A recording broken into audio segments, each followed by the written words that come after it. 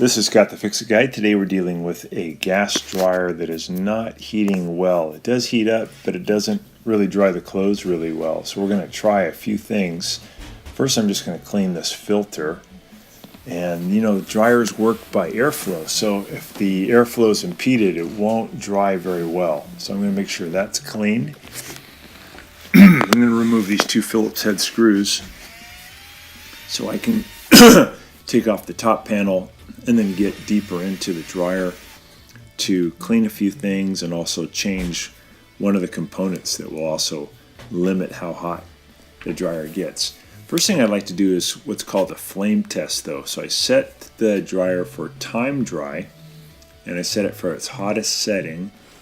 I'm going to start it and I'm going to remove a little access panel on the front. This is a Series 80 Whirlpool style dryer. So it has a little access port you can look into and you can see it igniting. So I'm just going to pry that little plastic thing off and I'll peer into that hole. You can see the igniter glowing and then I'm going to mark when I see the flame, when the flame starts. Look on my watch. And the flame should go for anywhere between 2 to 3 minutes. Even beyond 3 minutes is great. And I'm testing this when it's cold, when it hasn't been used yet. So this is a good test. I'm looking at the flame. It's a good blue flame.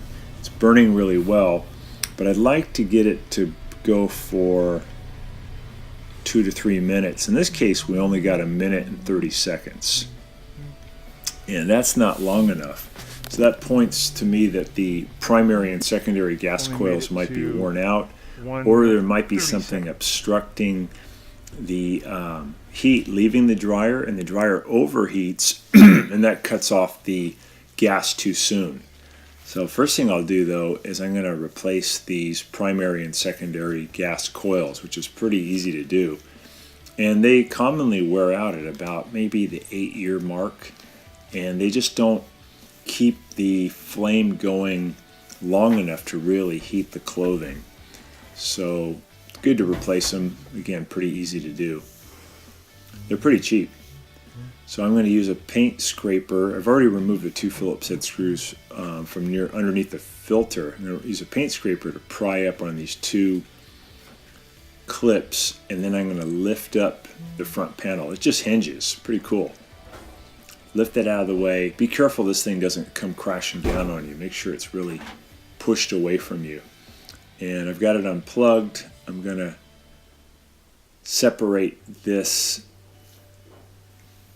door switch connection, and then I'll take my driver and disconnect two bolts that are holding the front panel to the frame. They're in the upper left and upper right hand corner. They just zip off really easily. Then I'll grab the front panel and lift it up about 1 inch, and that'll free it up so I can just lift it and get it out of the way. Use two hands, pull up towards you, and then there we go. It comes off of two clips at the bottom. I'm going to reach in and push in on the either wheel so I can take the belt off of the motor pulley, because I want to remove the belt. I slip it off the motor pulley. There we go. And now I'm going to lift up on the belt and the tumbler and get that thing out of the way. This is a really limited area here where I was working, so I had to lift it straight up. Usually lift it out the front. And now I have access to the primary and secondary gas coils. I'm going to pull their modular connectors off by just pulling straight away. And then there's two Phillips head screws holding the bracket in that holds the gas coils in place. This is really easy to do. We just spin off those two Phillips head screws. So it can actually be done without removing the tumbler. It's just harder to get to the screws. And now here's the new gas coils. I'm going to put in the one to the right first. Make sure you don't get these mixed up and end up putting the old ones back in, because that won't get you anywhere. Here's the old one. Here's the new one. It has a little plastic piece on the top to help you index the coils going back into their bracket. And this is a fatter one with 3 terminals. The terminals go on the bottom. The skinny one, the terminals go on the top. Fatter one, the terminals go on the bottom. So put that one on, and then I'm just going to put the bracket back on to hold it.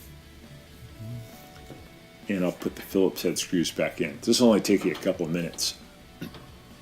Very commonly, this is the cause of your clothes not drying well, or it takes a long time for the clothes to dry. And that just is because these gas coils get worn out. They can't create a powerful enough magnetic field to keep the gas valve open, and it closes too early, and you don't get much heat.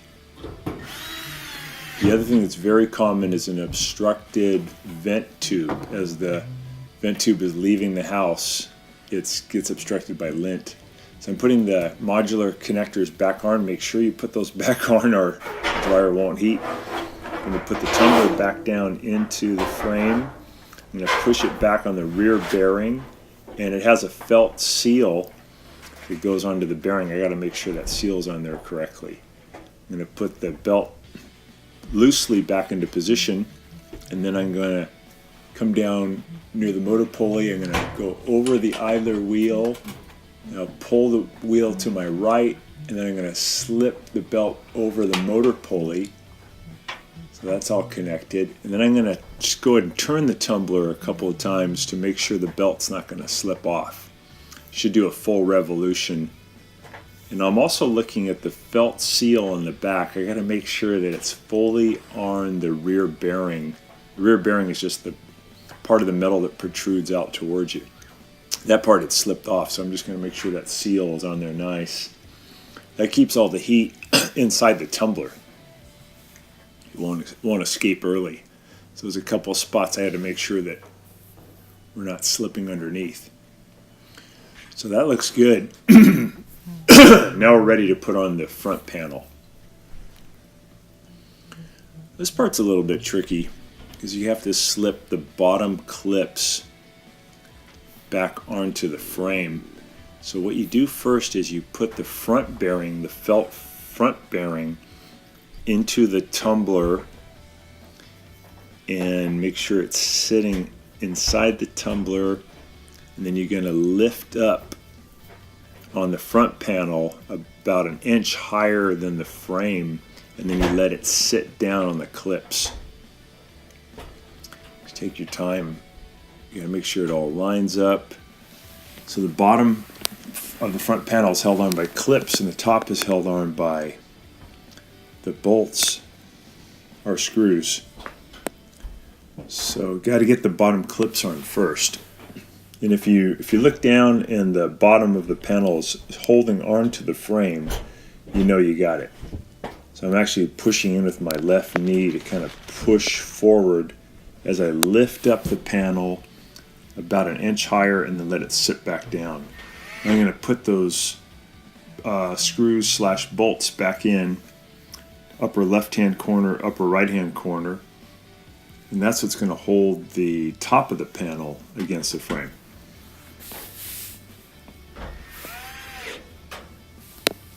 There we go. We're going to make sure we hook the modular connector for the lid switch back, or the door switch. And I'm going to grab the tumbler and turn it a little bit, make sure it can move freely. Looks good. So now it's okay to let the top panel come back down. We're going to hinge it back down, and it'll just clip itself into place. Just push down. And then we have to add the 2 Phillips head screws underneath the filter, and that helps to really secure the top panel. And that should give you then a really good burn time of 2 to 3 minutes. If it doesn't, that means there's probably an obstruction in the vent tube. So I went out here to check the vent tube outside and noticed that it was about 90% occluded, so the air was having a real hard time leaving, and that was probably why the dryer was not drying very well, and the flame was cutting out early, and the moisture just could not leave the dryer because it was full of this lint. It's because of kind of a stupid grate thing that they built into the where the vent tube exits, and I recommend that not be there because it acts as a matrix to kind of trap lint, and you end up with this awful clog.